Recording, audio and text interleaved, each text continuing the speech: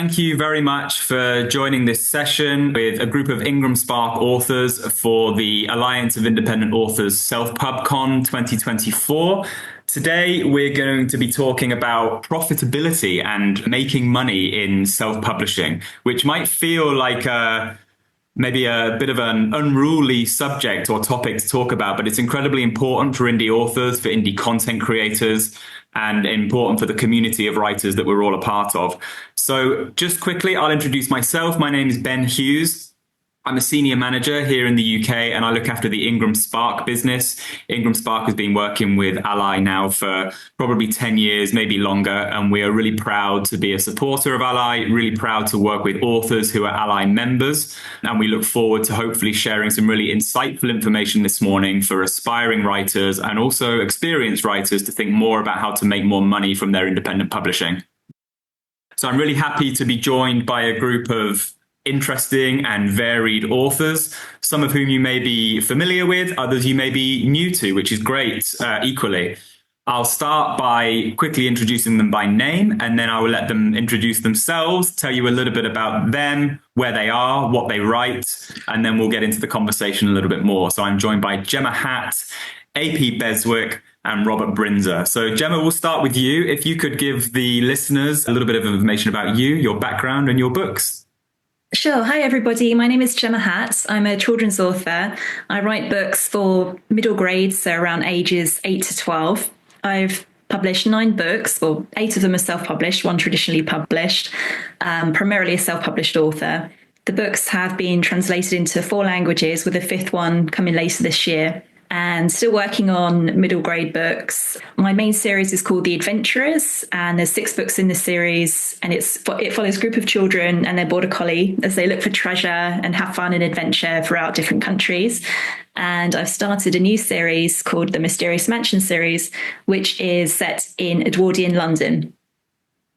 Fantastic. Thank you, Gemma. Adam, we'll go to you next. Hi everyone, I'm Adam Beswick. My pen name's AP Beswick, and I primarily have been releasing dark fantasy retellings inspired by British folklore, which have proved very popular over in America. I've been self-publishing books since 2019, I think, when my first book released, and I'm now up to 14 books that I've self-published.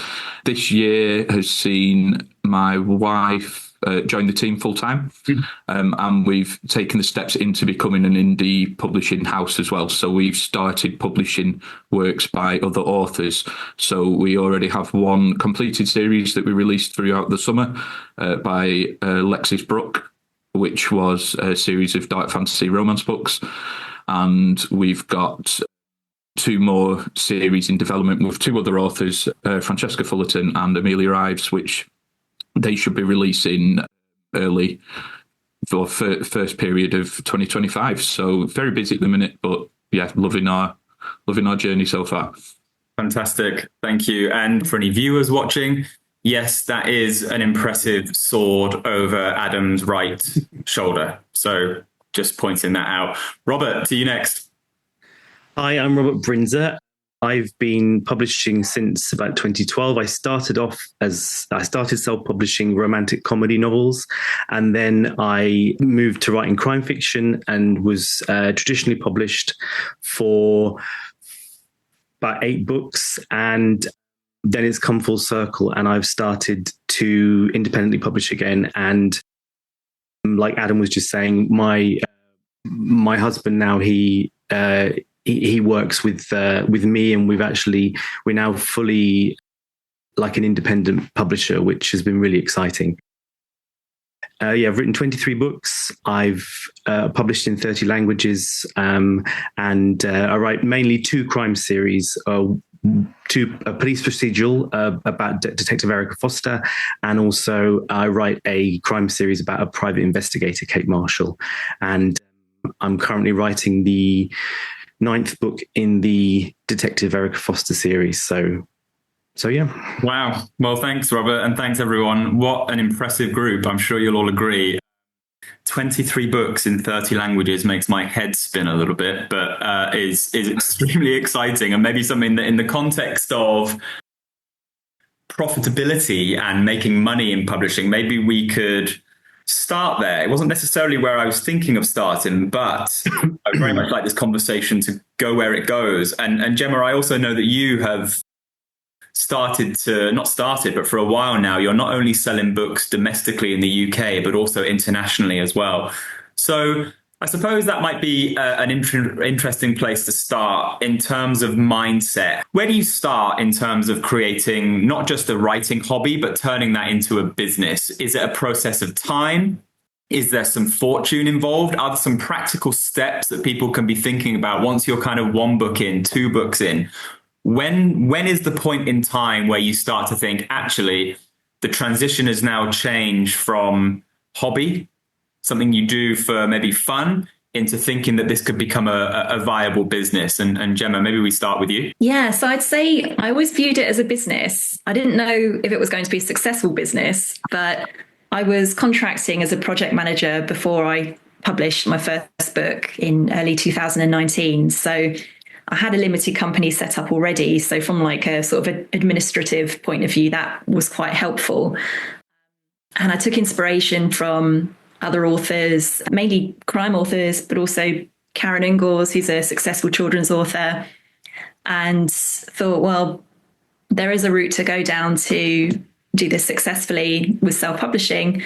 And I think a lot of it is about mindset. So keeping an eye on your costs. You know, you have to produce obviously a professional product, but you don't want to go through millions of rounds of editing with different editors. You know, you need to be mindful of how much it's costing to produce a product, how much it's costing to advertise it.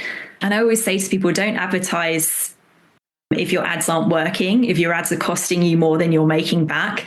Because I think sometimes authors think, oh, I'm running an ad and it's not profitable, but people are reading my book and that's really great.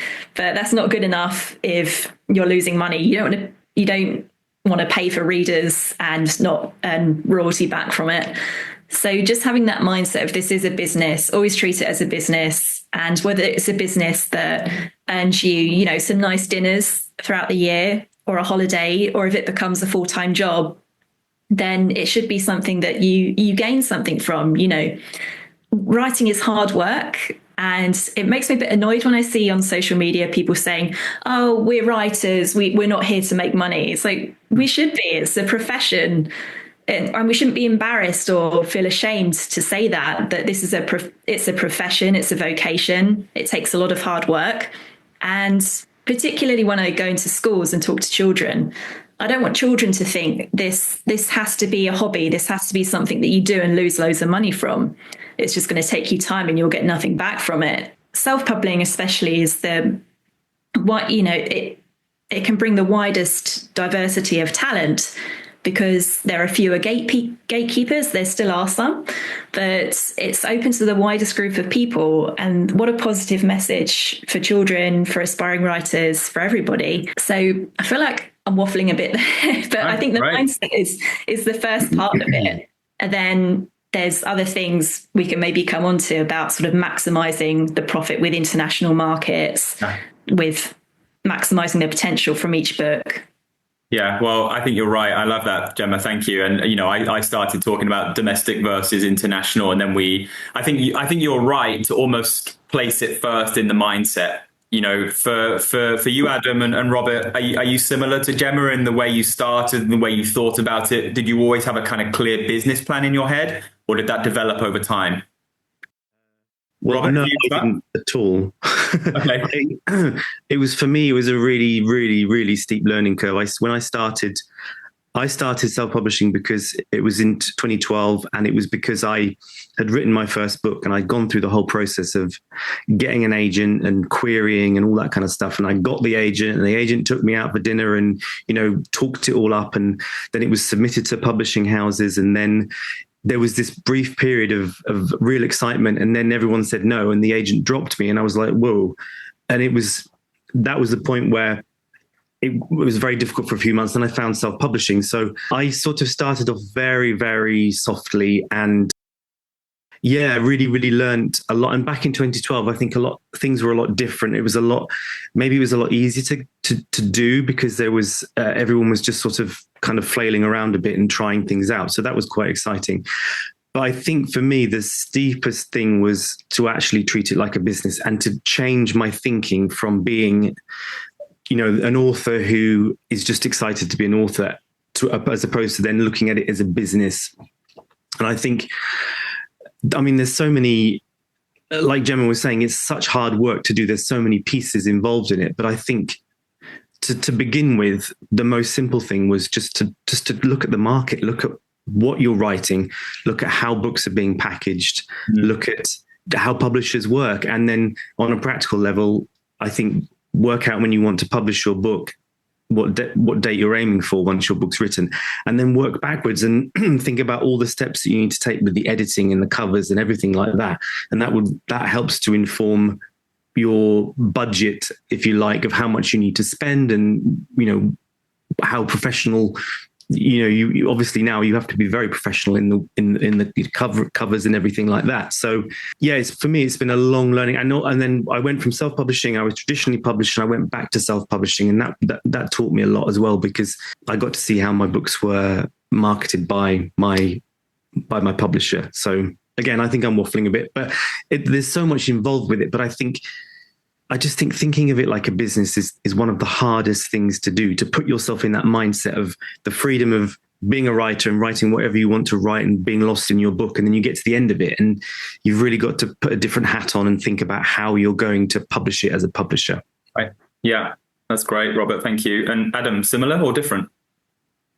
Yeah, very similar in the sense of believe you need to have a business mindset. It's one thing to be able to write the book, but when you are an indie, again, that difference between self-publishing and indie publishing tends to be more of a focus when you're trying to make a career out of it, rather than the hobbyist in you for the self-publishing, if that makes sense. Yeah. So the first two books I released were very much a passion. I had no clue what I was doing.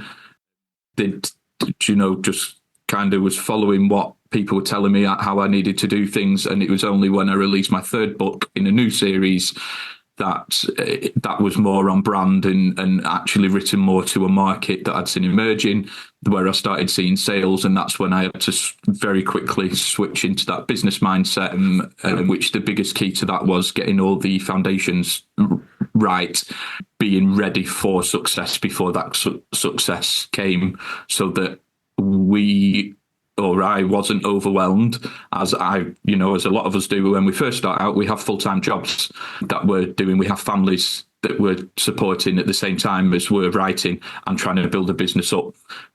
But it isn't, as we quickly find, I thought writing the book would be the hardest part.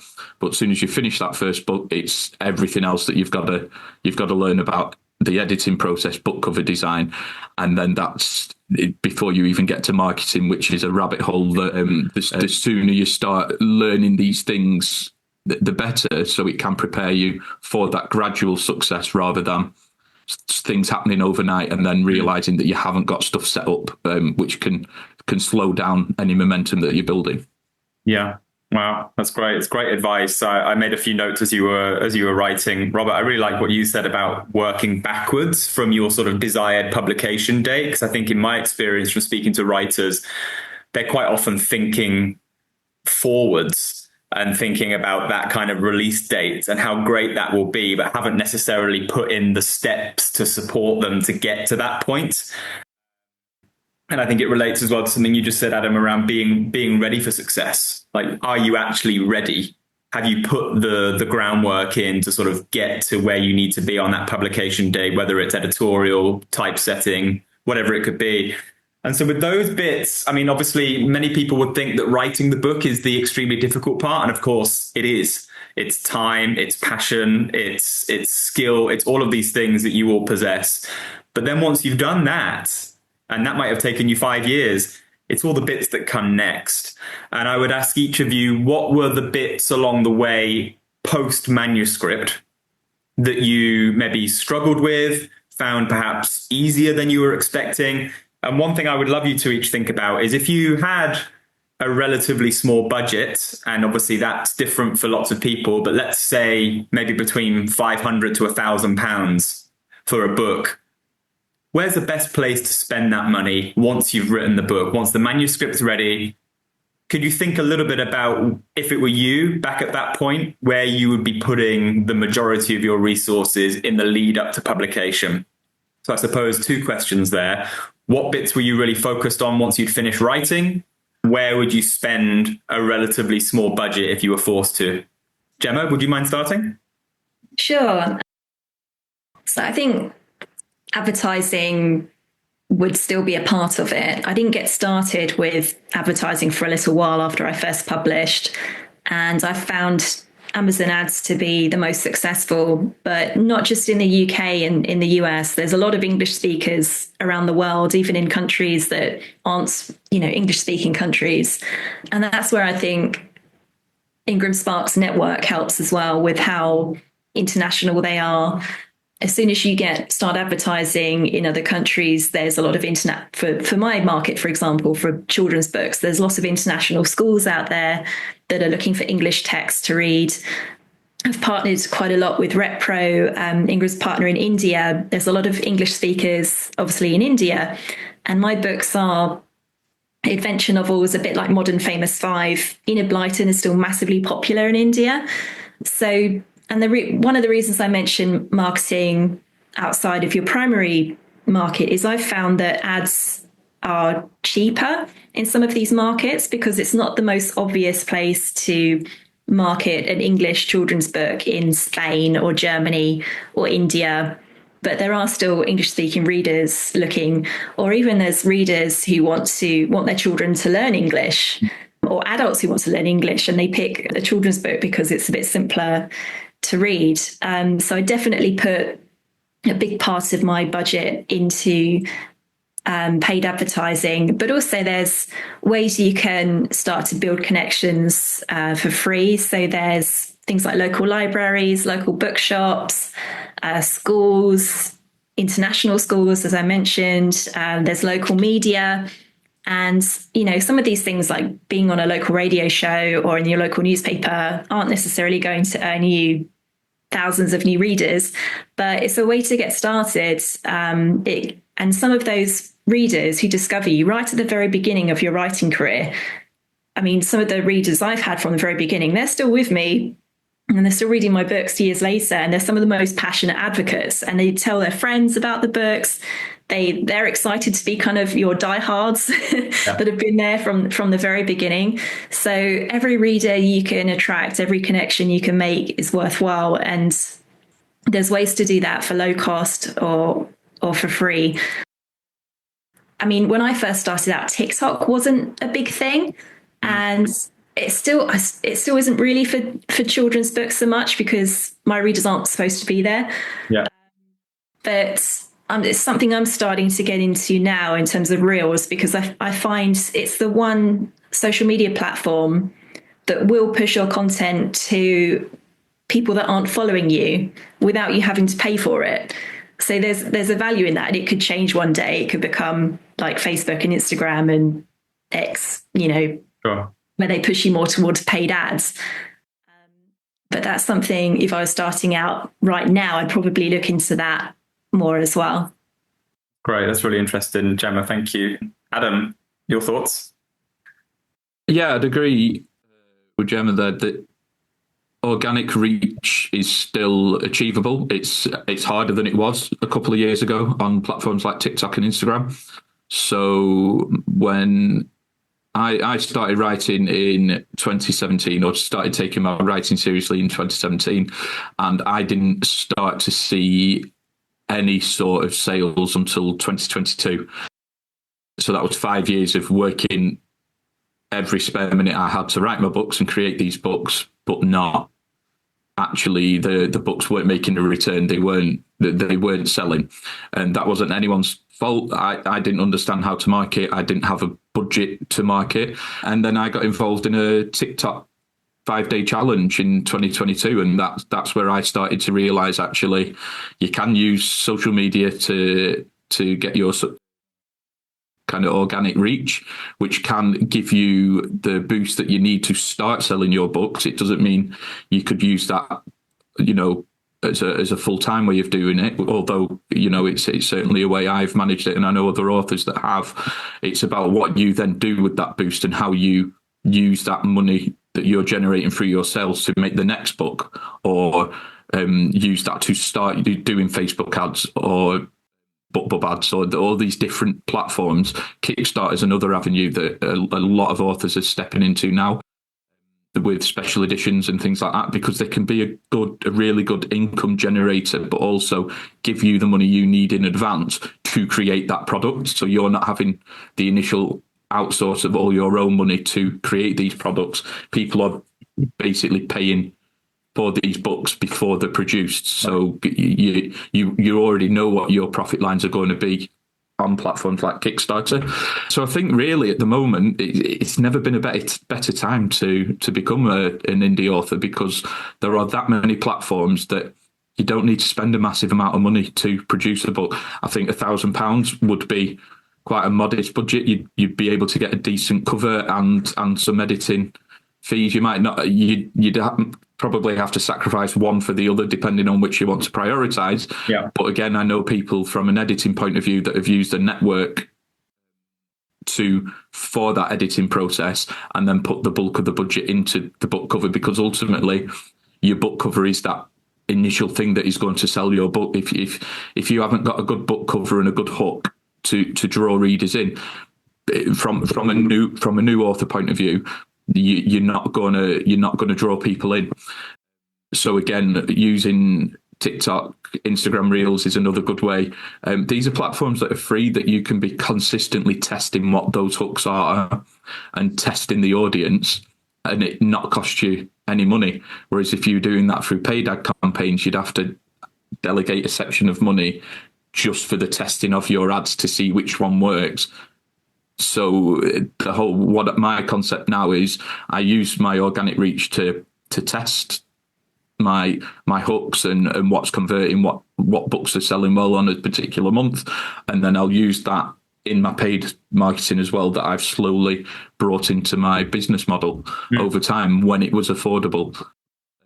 So yeah, that's great, Adam. Thank you. Really good. Robert, any thoughts from you? Yeah, I mean, I think if when I'd been starting out, if I'd had 500 to 1,000, that would have been amazing. Because when my first book, I was back then it was a lot harder to be taken seriously as an indie author, and I was really lucky because I had a friend who worked. I live in Slovakia, and I had a friend who worked for for one of the TV stations. She did all the graphics for like programs and stuff.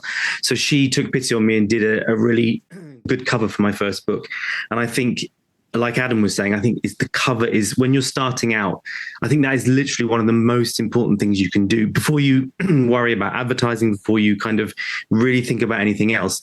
And if I'm honest, maybe I shouldn't say this, but my first few books, I didn't really spend a lot on editing. I was very, very diligent about checking spelling. And it was the cover that really sold my first book. And it wasn't a huge bestseller, but I think when I put it out there, it was just taken a bit more seriously maybe than some other covers which weren't quite as, good, or weren't properly marketed for the genre that they're in. And I think the cover was the most important thing. And also, like with social media, if you don't have much of a budget, the great thing, like talking about IngramSpark, when I first started, the options are a bit more basic with the kind of books you could produce.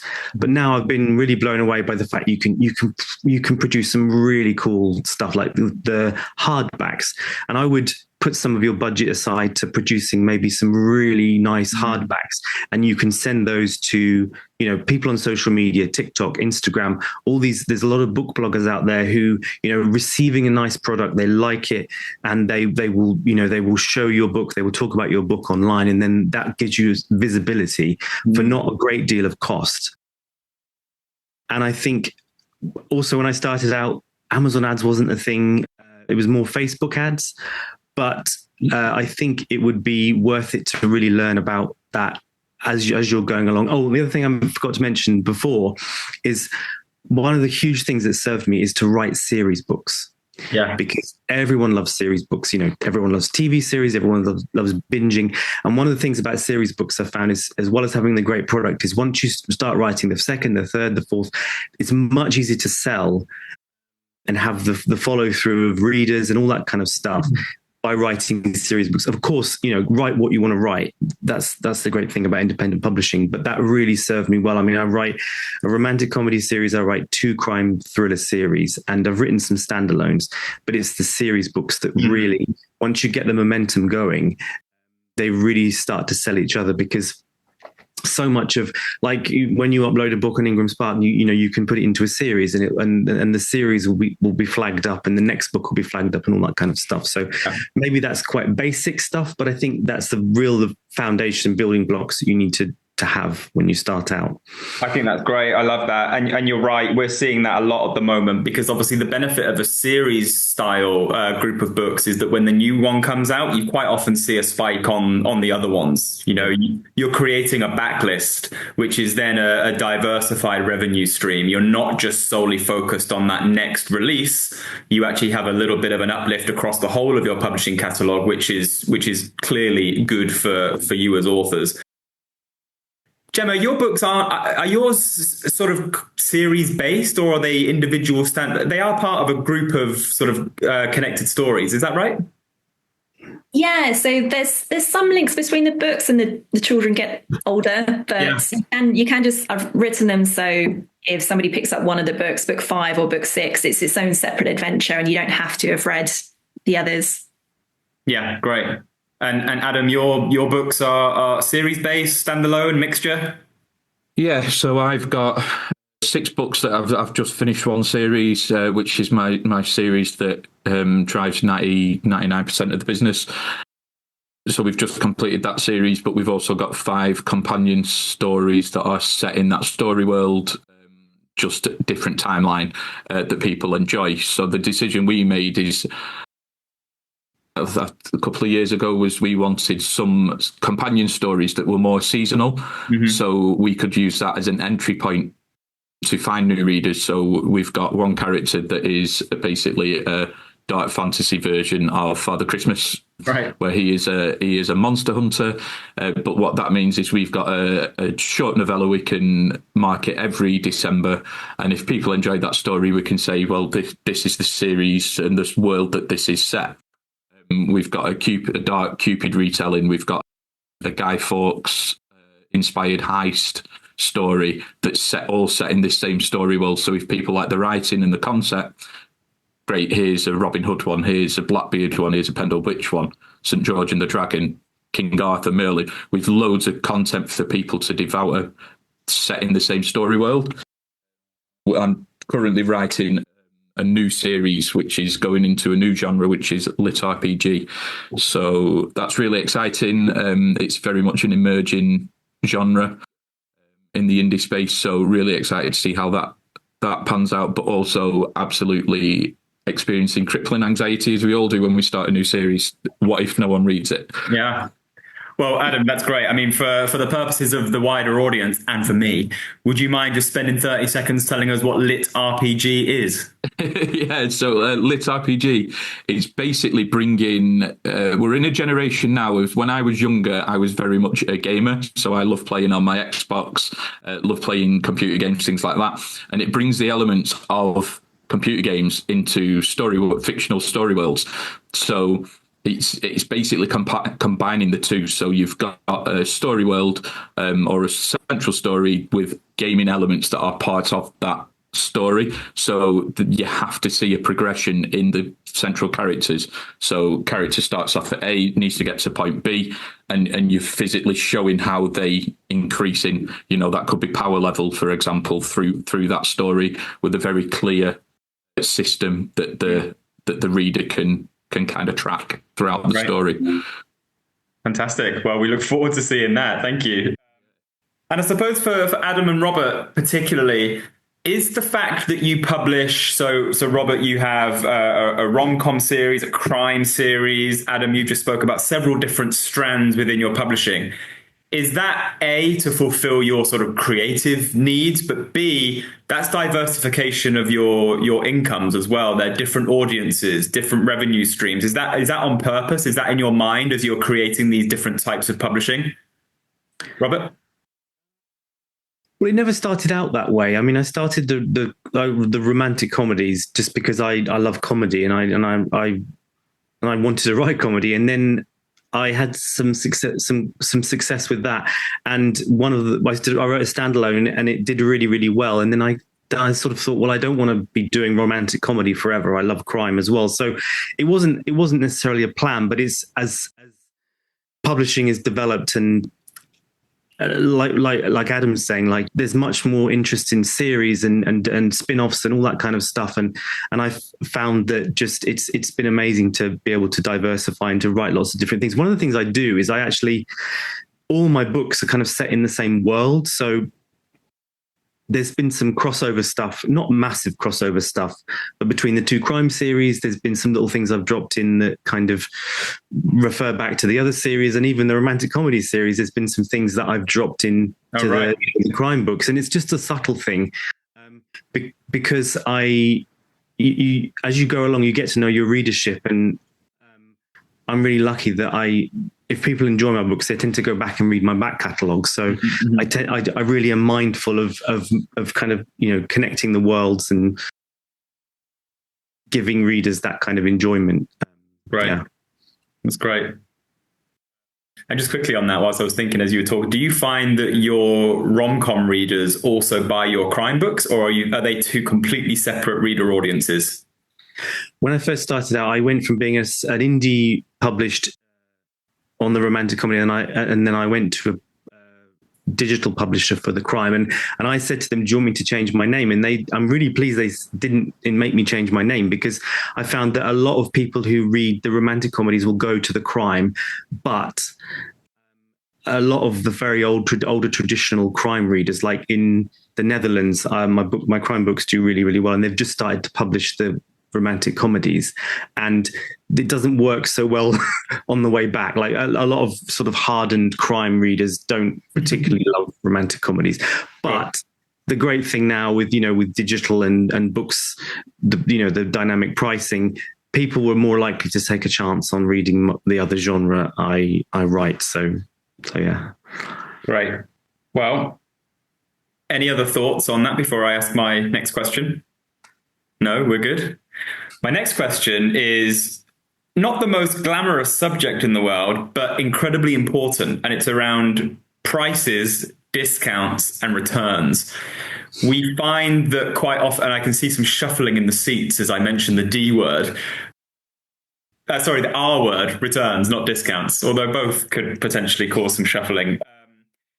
I think this is an area that most or a lot of self-published authors still find hard to navigate, quite honestly.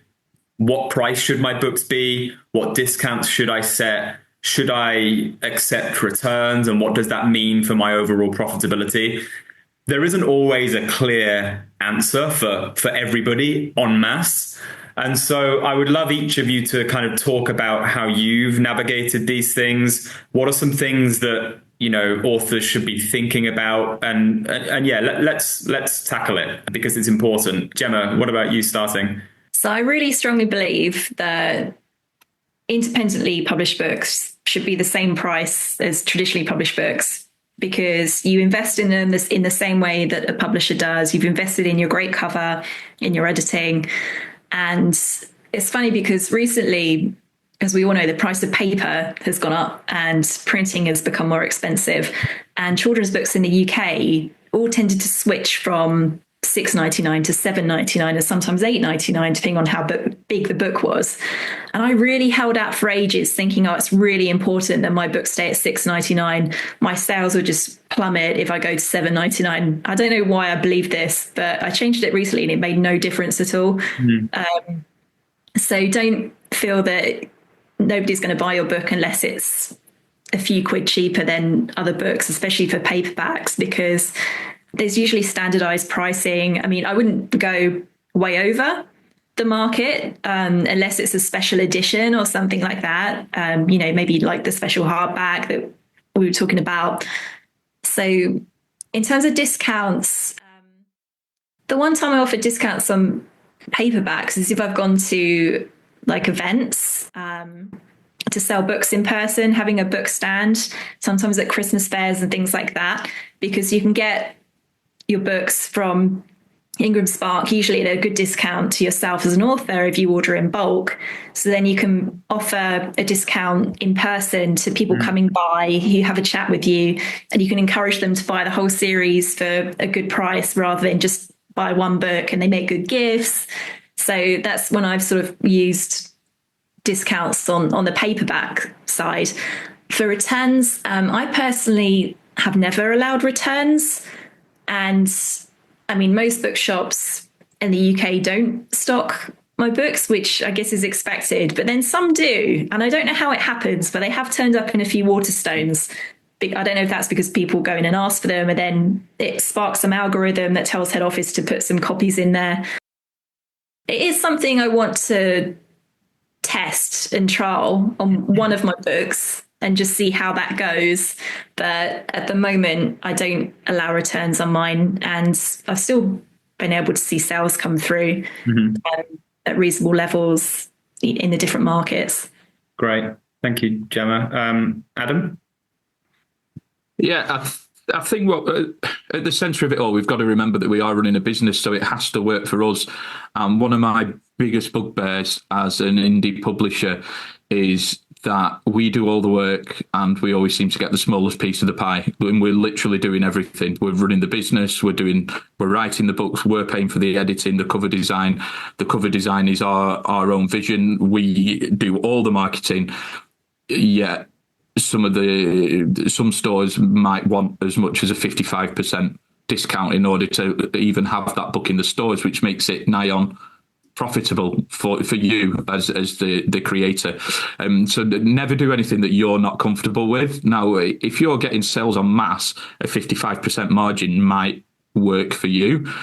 But if you're generating the traffic and you're only offering a 35%, for example, discount for stores to take your books, if your book's popular, they will take that discount because they will still want to be making their money. Same with indie bookstores. That everyone has to be making some kind of profit line, otherwise it's not in anyone's interest. But don't set up in a way that is going to make it so everyone else is profiting better than you are. And how I've done it is I'm incorporating this line of scaling. Now I've got other elements that are more profitable.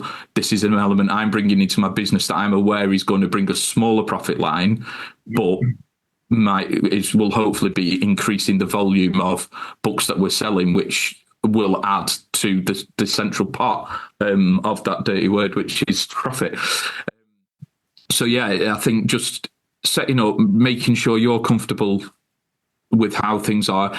With returns, that's something again that we're currently looking at. We're happy to trial doing returns, and because we're confident that if any books are returned to us, that we can distribute that through other sales channels that we've got, whether that be via our direct store or TikTok Shop, for example. We can just re-navigate that stock to there.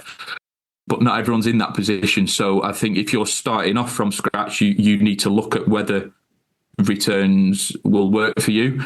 I think it may well hinder how many sales you get. But again, if you have enabled returns, you have to be prepared for the bill that might come with that. If somewhere's ordered 100 books and returned 70 of them, you've got to have the funds to be able to cover the cost for that. And that isn't where everyone's at. So if you're not in a position, don't feel worried to put no returns, because you're just protecting yourself as a business. Only make that, and it has to be a calculated risk based on how where your business is and how your cash flow is. That's great, Adam. And once I've gone to Robert, I'll share just for a moment kind of my views as an IngramSpark person as well. But Robert, would love to hear from you on this subject. Yeah, this is actually really good to hear from Gemma and Adam, because you don't really get a lot of chance to talk about this much. Well, I don't. right now I've because of with my crime series, I've taken over from the first 6 books in one of my crime series are traditionally published, and I've taken over now publishing the next 3. I've published 3 additional books, and what I did was I wanted to try and make it as seamless as possible for when bookshops are ordering in the other books. So I've actually offered a 45% discount, and I offered returns as well. And I did that because I didn't want to rock the boat. But it's very interesting to hear, and a good point, that you can actually set the returns as lower, and that's actually the percentage, the discount as lower, which is something I would try doing. In terms of the returns, because I've been writing a series books, I haven't had a lot of returns because I have offered them. And even on the standalone books that I do, I've been offering returns as well. So I don't know, but if you're more starting out with your first few books, maybe I wouldn't offer returns. It's difficult, and I think in terms of pricing, again, I've kind of kept to the pricing that the publisher did for my earlier books, because I think, like Gemma was saying, just because you're independently published doesn't mean your book should be cheaper, because you do just the same amount of work, if not more work, on the books, and you're doing everything. So in the UK, my books are priced at $9.99, and that went up from $8.99 before the pandemic. In the US, they're $15.99, $16.99, and that's again keeping with the sort of prices of the other books in my back catalogue. And yeah, I haven't noticed any problems with that pricing at all. I think also because a lot of my sales are online, so people if they're ordering online, often they'll get like free postage or stuff like that. I mean, I know if they're ordering through Amazon, I know that IngramSpark does those books for Amazon, so the postage is free if they have a Prime membership. All that kind of stuff factors into that. And obviously with other retailers, they'll offer no postage anyway. Yeah. Right. No, well, thank you all for being transparent and willing to talk about this is a subject we should be talking about. There should probably be whole sessions on, it might not be the most thrilling thing in the world, but it would certainly be one of the most useful things in the world to, explore pricing models, discount models, return strategies. And I think from my perspective, obviously dealing with authors at various stages of their journey, whether they have just started with their first book and they're not sure what happens next, all the way up to people like yourselves who have been doing it a long time, have a clear strategy, and have made some real success. One of the questions I ask authors is, what do you want to do with your books? A lot of authors I speak to, their ultimate dream is to see their book in Waterstones on the shelf. And that's a perfectly reasonable thing to hope for with your books. But it's a big marketplace, and there are lots of other ways and places to sell your book. And I think, Adam, you said, if the book's good and the demand is there and your readers are asking for it, chances are the bookshops will catch up. It might not happen overnight, but the chances are, if you keep going, it will happen. And related to that point, I think it's important to say that you should invest in yourself, invest in your own brand, your own publishing, and learn how you can speak to your audience directly. Is it through a newsletter? Is it through your social platforms? Is it through a website? And quite often you can monetize those avenues by selling direct to your readers through social media, through website sales, etc.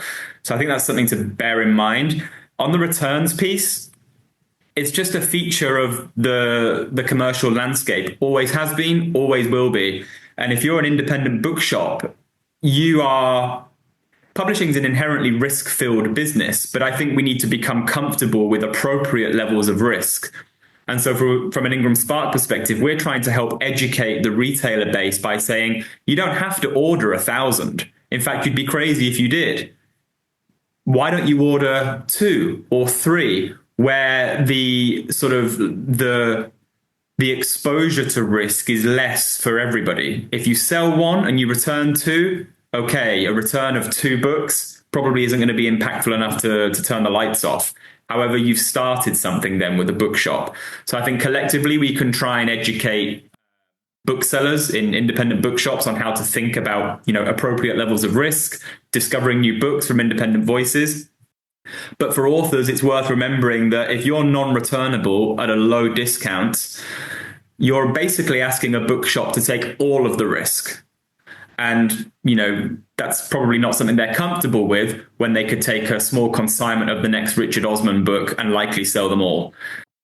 So I think it's a really good subject, something that we should continue thinking about as a community. And I thank you all for being transparent on it and willing to get into it. So I realize we've been going now for almost an hour, which I've thoroughly enjoyed.